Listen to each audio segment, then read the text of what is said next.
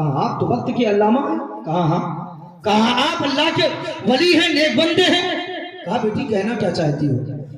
کہا بابا آپ اتنے پاور والے ہوتے ہوئے آپ پانی کے لیے محتاج ہیں؟ ذرا عقیدہ دیکھیں، اللہ اکبر، 8 سال کی بچی ہے، عقیدہ دیکھیں. کہا آپ پانی کے لیے محتاج؟ اشارہ کر دو یہ کنویں کا پانی اوپر آ جائے گا.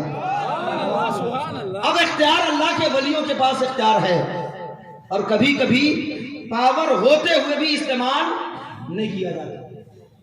ورنہ آپ پوچھو علماء سے، کیا میدان کربلا میں امام حسین معاذ اللہ محتاج تھے محتاج؟ نہیں تھے. ہمیں حسین روڑ جائیں تو جنت سے کھلونے آئے، جنت سے کھانا آئے، جنت سے کپڑا آئے. اگر چاہتے تو ٹھوکر مار دیتے تو پانی کا چشمہ ہو. لیکن اختیار ہونے کے باوجود صبر کے پیکر بن کر کے ڈٹے رہے. بیٹا جب چلنے کے قابل ہوتا ہے نا تو وہ چلتا ہے، گرتا ہے. باپ سامنے ہوتا ہے، اختیار ہے کہ اسے اٹھا سکتا ہے، لیکن نہیں اٹھاتا کیونکہ باپ کو معلوم ہے جب گرے گا اٹھے گا، گرے گا اٹھے گا، پھر اسے چلنا ہے. کبھی کبھی اختیار ہونے کے باوجود کام نہیں کیا جاتا. تو اب یہاں بھی اختیار ہے، محتاج نہیں سمجھیے گا محمد بن سلیمان جزولی کو. آپ نے کہا بیٹی یہ تمہارا عقیدہ ہے؟ کہا ہاں. کہا بیٹی میں اس کو اوپر نہیں بلا سکتا. کہا نہیں بلا سکتے؟ کہا نہیں بلا سکتا.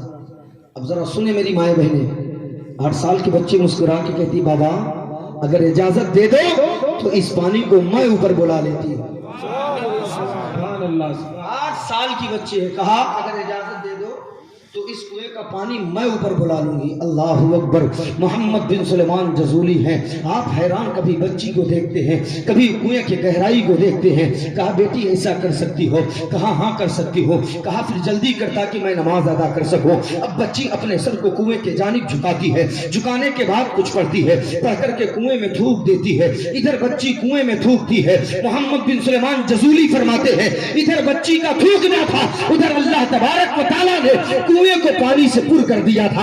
پورا کنواں پانی سے لبریز کر دیا تھا، پورا کنواں پانی سے بھر گیا تھا. میں پانی حاصل کیا، وضو کیا، نماز کے لیے مسجد چلا گیا. وہ بچی اپنے گھر چلی گئی، نماز پڑھ کر کے باہر نکلا. لوگوں سے پوچھا وہ لوگوں بتاؤ وہ بچی کہاں رہتی ہے، اس بچی کا ٹھکانہ کہاں ہے، اس بچی کا ڈیرا کہاں ہے، اس بچی کی منزل کہاں ہے، وہ کہاں رہتی ہے، اس کا مکان کہاں ہے. لوگوں نے کہا وہ سامنے رہا کرتی ہے. میں پہنچا اور پہنچنے کے بعد بچی کو آواز دیتا ہوں، وہ بچی گھر سے باہر آتی ہے. میں نے کہا بیٹی بتا اللہ نے یہ پاور تجھے کیسے دیا ہے، اللہ نے یہ اختیار تجھے کیسے دیا ہے. آج ہم کیا کرتے ہیں، ماہ رمضان میں اگر زکوٰۃ بانٹتے ہیں تو ہم سیلفی لے کر کے فیس بک اور واٹس ایپ پہ ڈالا کرتے ہیں. ہمیں شرم نہیں آتی ہے، ہم کسی غریب کی مدد کر رہے ہیں یا کسی غریب کی دھجیاں اڑا رہے ہیں یا اس کی عزت کے ساتھ ہم کھیلتے نظر آ رہے ہیں. خدا را اس 8 سال کے بچی سے کچھ درس حاصل کرو. 8 سال کے بچی سے جب محمد بن سلیمان جزولی نے کہا اے بیٹی بتا تو صحیح آخر یہ طاقت اللہ نے دیا کیسے، جب اس بچی نے کہا اے علامہ محمد بن سلیمان جزولی آپ کا کام ہو گیا، آپ اپنے راستے میں اپنے راستے. اس راستے کو اللہ نہیں اٹھاؤں گی، یہ راز کی باتیں نہیں بتاؤں گی. بار بار پوچھتے رہے کہا نہیں بتاؤں گی. جب وہ سمجھ کر نہیں بتائے گی تو آپ نے فرمایا او بیٹی تجھے مدینے والے کا واسطہ دیتا.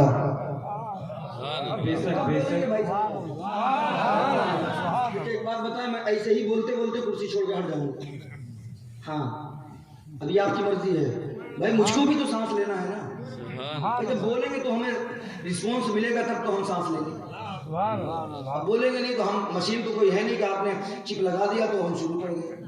بھائی میرے اندر بھی پھیپھڑا کلیجی ہے، اس کو بھی تو ریسٹ چاہیے تھوڑی سی. جب کیا کہتے ہیں ریسٹ مل جاتا ہے نا تو پھر سکون مل جاتا ہے، پھر وہی پک اپ بنتا ہے. تو 8 سال کی بچی کہتی ہے آپ کا کام ہو گیا، آپ اپنے راستے میں اپنے راستے. یہ راز کی بات ہے، پردہ اس سے نہیں اٹھاؤں گی. وہ کہتے ہیں تجھے مدینے والے کا واسطہ ہے بیٹی بتا دے، تجھے آمنہ کے لال کا واسطہ ہے بتا دے، امام الانبیاء کا واسطہ ہے بتا دے. اتنا کہنا تھا بچی کی آنکھ میں آنسو بھر جاتے ہیں. بچی کہتی ہے اے محمد بن سلیمان جزولی قسم خدا کی میرے جسم سے روح نکل جاتی لیکن اس بات سے پردہ کبھی نہ اٹھاتی، لیکن آپ نے تو میرے نبی کا واسطہ دے دیا ہے، تو آپ نے تو میرے آمنہ کے لال کا واسطہ دے دیا ہے، نبیوں کے امام کا واسطہ دے دیا ہے. تو سنیے محمد بن سلیمان جزولی اللہ نے یہ پاور کیسے عطا کیا ہے, اللہ نے یہ طاقت کیسے عطا کیا ہے. کہا ہاں بیٹی بتا. کہا او محمد بن سلیمان جزولی, میں 5 وقت کی نماز پابندی سے پڑھا کرتا, ہر روز بلا ناغہ 100 مرتبہ درود پاک پڑھا کرتی ہو. او محمد بن سلیمان جزولی, جب میں کنویں میں تھوکی تھی قرآن کی آیت پڑھ کر کے نہیں تھوکی تھی, اللہ کے ناموں میں سے کسی نام کو پڑھ کر کے نہیں تھوکی تھی, فقط اپنے نبی پر 3 مرتبہ درود پاک پڑھی تھی اور پڑھ کر کے کنویں میں تھوک دی تھی. اللہ نے درود کے صدقے میں کنویں کو پانی سے لبریز کر دیا, کنویں کو پانی سے بھر دیا. تبھی تو کہنے والے نے کہہ دیا جب ان کے گدا بھر دیتے ہیں شاہان زمانہ کی جھولی, جب ان کے گدا بھر دیتے ہیں شاہان زمانہ کی جھولی. ہمیں محتاج کا جب یہ عالم ہے, محتاج کا عالم کیا, حضور کی دامن, حضور کی دامن, امین لال کی دامن, امین لال کی دامن, نعرہ تکبیر.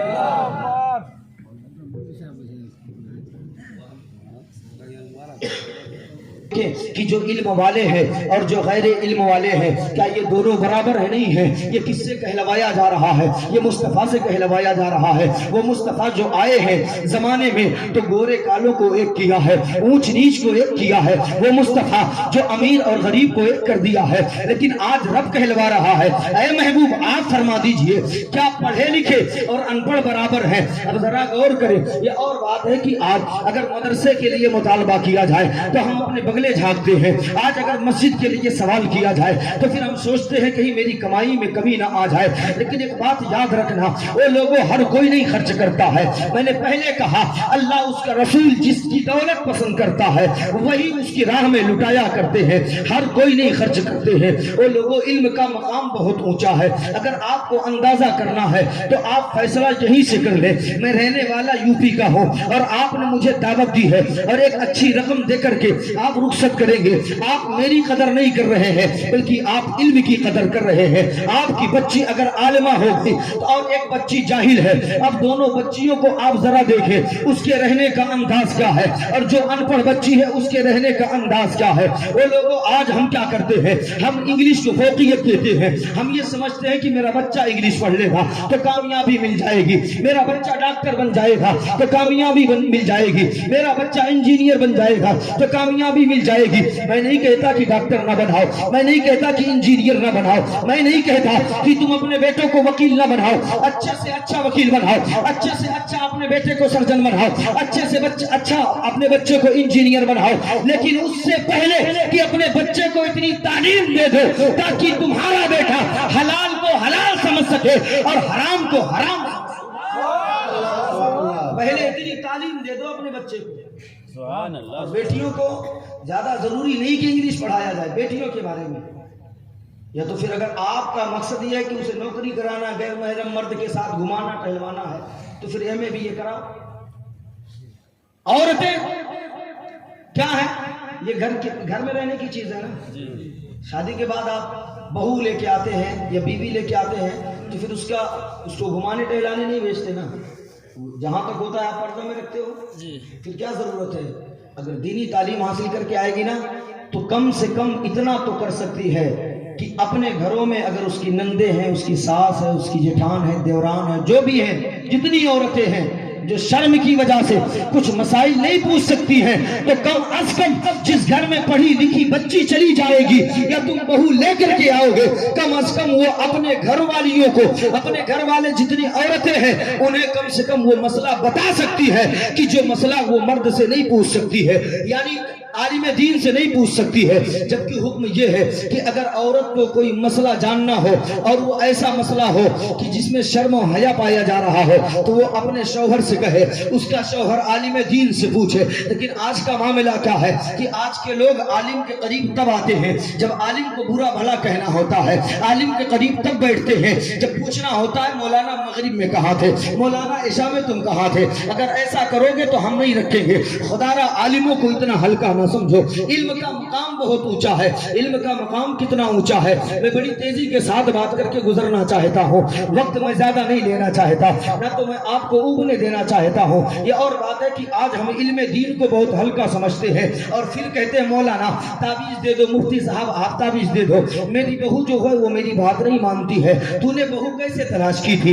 BA MA والی بہو تلاش کی تھی, ناچتے ہوئے آئی ہے نچاتی رہے گی. تم ایسی بیوی تلاش کی ہو, ایسی بہو تلاش کی ہوتی کہ جو علم دین سے اپنے سینہ کو مزین کر کے آتی. اللہ کی قسم جب صبح ہوتی تو تیرے گھر میں قرآن کی تلاوت کرتی نظر آتی. جب شام کا وقت ہوتا تو عشاء کے وقت مصلی بچھا کر کے خدا کی بارگاہ میں اپنی پیشانی جھکا کر کے گھر والوں کے لیے دعائیں کرتی نظر آتی. سبحان اللہ سبحان اللہ. تم تو تلاش کچھ اور کی ہو نا, تو پھر مولویوں کے چکر مزاروں کے چکر نہیں کاٹو گے تو کیا ہوگا؟ سبحان اللہ کیا ہوگا؟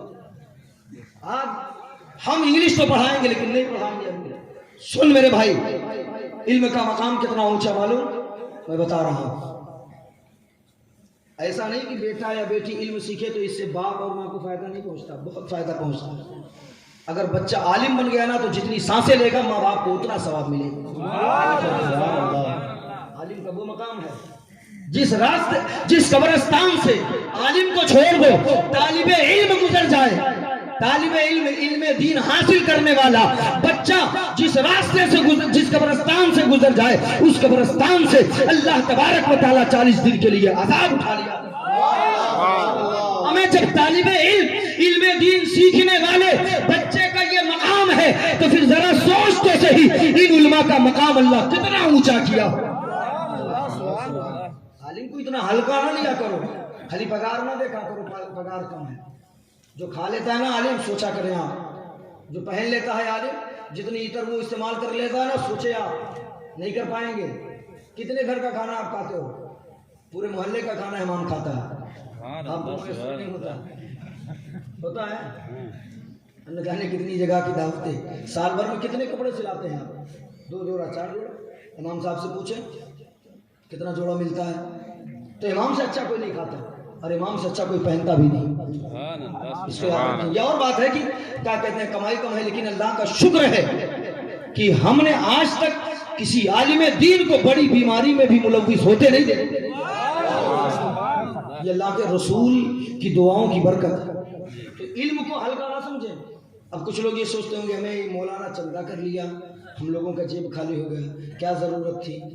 وہ اپنے باپ کے لیے نہیں مانگے ہیں, مدرسے کے لیے, رسول پاک کے گھر کے لیے, جہاں سے صرف ان کے بچے نہیں بلکہ تیری بچیاں بھی پڑھ کر کے کبھی عالمہ بن کر کے نکلتی نظر آئیں.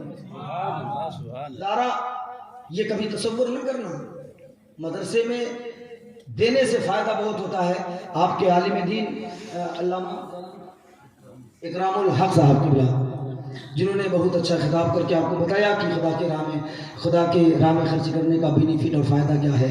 مجھے اس طرف نہیں جانا ہے, میں بتانا چاہتا ہوں علم کا مقام کیا ہے. اگر اس پہ میں دیکھوں تو بہت موضوع نکلتے ہیں. مثال کے طور پہ اگر بچی علم دین سے آراستہ ہے تو جس گھر میں جائے گی اپنے شوہر کی قدر کرے گی, عزت کرے گی. اسے معلوم ہے کہ شوہر کا مقام کیا ہے اور ساس سسر کا مقام کیا ہے, دیور کے ساتھ کیسا سلوک کرنا چاہیے. اور نہیں پڑھی ہے تو پھر وہی گھر کیا ہو, اللہ خیر کرے. تو اگر اس پہ میں گفتگو کروں کہ شوہر کا مقام کیا ہے تو پھر اس پہ بھی بات لمبی ہو جائے گی. میں کہ تھوڑی دیر میں ہر چیز پہ نظر کرنے کی کوشش کرتا ہوں. تو علم دین کا مقام اور اس سے فائدہ ماں باپ کو کیا ملتا ہے, بس اس کو سن لیں. ایک باپ ہے, جب اس کا انتقال ہوا تو اس کی عورت جو ہے وہ حاملہ تھی, امید سے تھی. موسیٰ علیہ السلام کے دور کا یہ واقعہ ہے. اس کی جو بیوی تھی نا وہ امید سے تھی, حاملہ تھی. باپ کا انتقال ہو گیا, مر گیا, لیکن مرنے سے پہلے وہ اپنی بیوی کو وصیت کیا تھا کہ دیکھ اگر یہ بچہ پیدا ہوگا تو اسے سب سے پہلے مدرسے میں لے کر کے جانا اور امام سے اسے بسم اللہ خوانی کرنا. آج ہمارا معاملہ کیا ہے کہ بچہ بولنے کا لائق ہوا تو ہم کیا پڑھاتے ہیں نا, کتا بلی سور یہی پڑھاتے ہیں, ہے نا, یہی پڑھاتے ہیں کہ اور کچھ. لیکن کبھی شوق جذبہ نہیں ہو کہ میرا بچہ بولنے لگا تو لاؤ امام کے قریب لے کر کے چلے. پہلے کا زمانہ تھا، دستور تھا کہ جب بسم اللہ خوانی ہوتی تھی بڑے دھوم سے ہوا کرتی تھی، لیکن آج تو اس کو ہم عزت ہی نہیں دیا کرتے ہیں. آج علم دین کو ہم نے بہت ہلکا سمجھا ہے. لیکن ایک بات یاد رکھنا، مرنے کے بعد کوئی ڈاکٹر انجینئر تیرا جنازہ نہیں پڑھاتا ہے. تیرے لیے دعائے مغفرت کوئی اور ڈاکٹر انجینئر کلیکٹر نہیں کرتا ہے، بلکہ وہی گاؤں کا امام کرتا ہے جسے تو نے ہمیشہ ہلکا جانا تھا. وہی آگے بڑھ کر کے تیرے لیے دعائے مغفرت کرتا نظر آتا. نعرہ تکبیر، نعرہ رسالت، نعرہ رسالت، سیرت مصطفیٰ، نعرہ تکبیر. وہ عورت امید سے ہے، باپ نے وصیت کیا میری بیوی سن، بچہ پیدا ہو گیا سب سے پہلے جب بولنے لگے گا مدرسے میں لے کے جانا. باپ ماں کو فائدہ کیا ہوتا ہے؟ اب یہ جب بچہ پیدا ہوا، بڑا ہوا، بولنے لگا تو ماں نے انگلی تھامی، قاعدہ لیا، لے کے مدرسہ پہنچی. کہا مولانا میرا بچہ بولنے لگا، کہا اسے بسم اللہ کرا دو. تو مولانا نے کہا ٹھیک ہے بیٹھا دو. مولانا نے اسے بسم اللہ کھانی شروع کرائی. اس کے بعد ادھر موسیٰ علیہ السلام ہے، کوہ طور پہ جا رہے ہیں، اسی قبرستان سے گزرتے ہیں جہاں روز دیکھتے تھے کہ اس قبر پر اللہ کا عذاب نازل ہوتا تھا. جب آپ پھر اس دن گزرے نا تو اچانک کیا دیکھتے ہیں کہ اسی قبر پر جس پر آج تک طور پہ مولا آج تک اس قبر پہ عذاب ہو رہا تھا، لیکن اچانک آج اس پہ رحمتوں انوار کی بارش کیسے ہو رہی ہے. رب کعبہ نے فرمایا وہ میرے قدیم، بات یہ ہے کہ جب یہ مرا تھا نا تو اس کی بیوی حاملہ تھی، اپنی اولاد کو اپنی بیوی کے پیٹ میں چھوڑ کر کے آیا تھا. آج اس کی بیوی اس کے بچے کو لے جا کر کے مدرسے میں ڈالی ہے اور مولانا نے اسے بسم اللہ پڑھایا ہے. جب اس کے چھوٹے سے بیٹے نے اپنی توتلی زبان سے کہا بسم اللہ الرحمن الرحیم تو پھر میری رحمت نے گوارا نہ کیا کہ اس کا بیٹا زمین پر رکھ کر کے مجھے رحمان و رحیم کہے اور میں اس کے باپ کو زمین میں عذاب میں ملوث کروں، عذاب میں مبتلا کروں. اس لیے اس کے بیٹے نے زمین پر بسم اللہ الرحمن الرحیم پڑھا ہے، مجھے رحمان و رحیم کہا ہے. اس کے کہنے کے بدلے میں نے اس کی باپ کی مغفرت فرما دی. اور کوئی جانا چاہتا ہے، اور کوئی جانا چاہتا ہے چلا جا سکتا ہے. مجھے گریز نہیں ہے لیکن تقریر کے درمیان نہیں اٹھے گا ورنہ میں ڈانٹ کے بیٹھا دوں گا. جس کو بھی جانا میں اجازت دیتا ہوں وہ جا سکتا ہے، کیونکہ 10 لوگ رہیں گے تب بھی اسی رنگ میں بولوں گا، آپ گھبرائیں نا. اور 10,000 کا مجمع ہوتا ہے اسی رنگ میں بولتا ہوں. میں مجمع دیکھ کر کے نہیں خطاب کرتا، کوئی سنے نہ سنے، جس کا ذکر کر رہا ہوں وہ سن رہا. مجھے اس کی ذرا برابر میں اس چیز کا احساس کمتری کر سکا نہیں ہوتا. تو علم دین بہت ضروری ہے. علم دین سے انسان کی عزت اور وقار میں اضافہ ہوتا ہے. علم وہ ہے کہ علم سے انسان ہے، علم جو نہ سیکھے وہ حیوان ہے. علم انسان کو انسان بناتا ہے، لیکن آج ہم وہی علم دین سے اپنے آپ کو دور کر کے رکھے ہیں. خدا را بڑی خوشی کی بات یہ ہے کہ آپ کے گاؤں میں اتنا بڑا مدرسہ اور